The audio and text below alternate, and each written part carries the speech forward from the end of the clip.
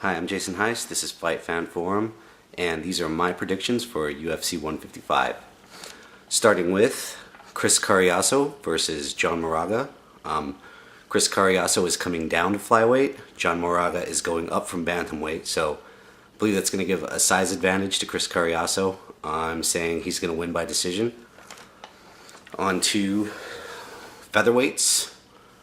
Leonard Garcia versus Max Holloway. Two very different strikers. Leonard Garcia is a brawler, and Max Holloway is more of a technical striker, kind of more showy. He's also replacing Cody McKenzie, which means he might have had a shorter training camp, so I'm not sure exactly how long he's had to train, but considering he's had enough time to train, I'm going to go out on a limb and say he's going to win by a split. Max Holloway will win over Leonard Garcia just because technical striking, I think, will always beat out a brawler. If you can't punch with precision, you're not going to hit anything, so who knows. Heavyweights. Phil DeFries versus Todd Duffy. Now, this fight depends on who can make the other fighter fight his fight. Phil DeFries is a submission man, so if he can keep Duffy against the fence and on the ground, he's got a better chance of making him fight his fight. If he can't, if Duffy can stay on his feet and defend against the takedown, it's going to be his fight. He's Duffy's 7-2, and all of his pro fights in MMA have ended by knockout wins and losses. So I'm going to go ahead and assume that Duffy's going to make this fight go his way. I think he's going to win in the first round, early in the first round with the knockout. He's going to knock out DeFries. Got lightweights, Michael Johnson, not the track star Michael Johnson, Michael the Menace Johnson from The Ultimate Fighter Season 12, I believe it was. Here's an interesting fact about Michael Johnson. He tried out for The Ultimate Fighter at least 3 or 4 times, and then he was quoted as telling the casting people, I'm going to follow you motherfuckers all around the country until you put me on the show. So they finally put him on Season 12. He's going up against Miles Jury, who's a good submissions man, and Michael Johnson has lost 5 times by submissions, so I'm going to say it's going to be a round 3 submission for the winner, Miles Jury, in that fight. Lightweights, we have Melvin Guillard versus Jamie Warner, my bad, with a V.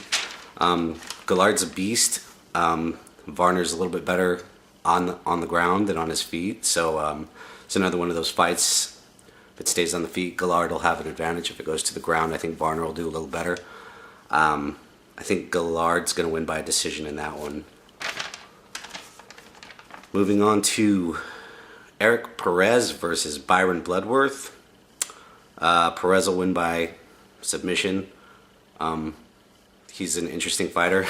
There's been some controversy about him wearing a lucha libre mask into the ring before the fight. I think that's going to be pretty funny.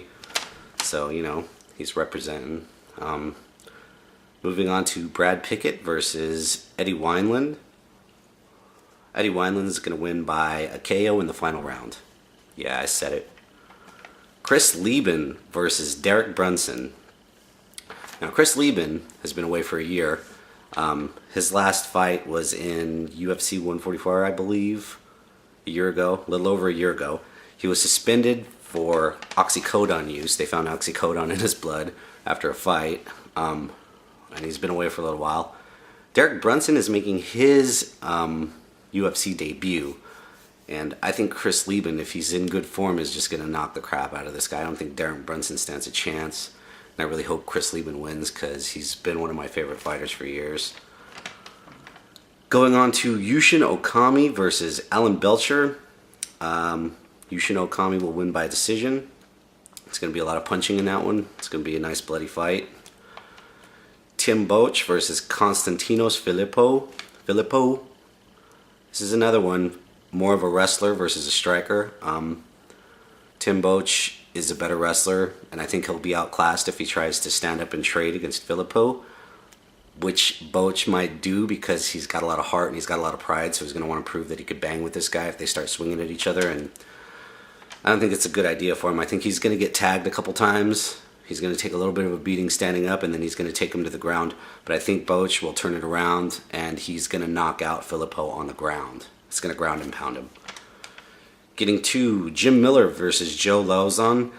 Now, on paper, this looks like a boring-ass fight to me because these are both jiu-jitsu guys. Both very good jiu-jitsu guys. So it sounds like it's going to be a jiu-jitsu clinic, which, I mean, boring to some. I mean, I'll crap my pants if they punch each other, you know? But Joe Lozon, though, has won Fight of the Night honors, I believe, at least 11 times, and he's trying to get another one. So could still be an exciting fight. Lozon never lets you down. I'm actually a big fan of his, too. So that being said, I believe Lozon will win by submission, which brings us to the big fight of the night, Cain Velasquez versus Junior Dos Santos.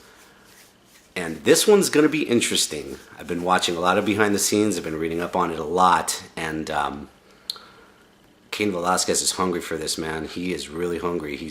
It hurt his pride really bad how he lost his title. Everyone thought he was going to be around for a long time as a heavyweight champ. And well, he just got knocked the fuck out. So I believe he's put in a good hard training camp. He's ready for this one.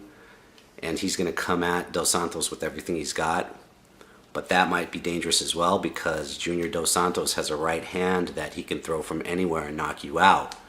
Which, if I know this, if I've seen it enough to know this, I'm sure Cain Velasquez has seen it enough to know this. And God willing, he'll keep his left hand up throughout the fight and not get hit. I think he'll be smarter to not try and trade blows with Dos Santos too much. You know, not fight as coming forward and as aggressive as he did in the first fight. Maybe shoot in, take him to the ground. The other problem is, for every strength Velasquez has, I believe Dos Santos hasn't matched. Neither one's either better or worse on the ground.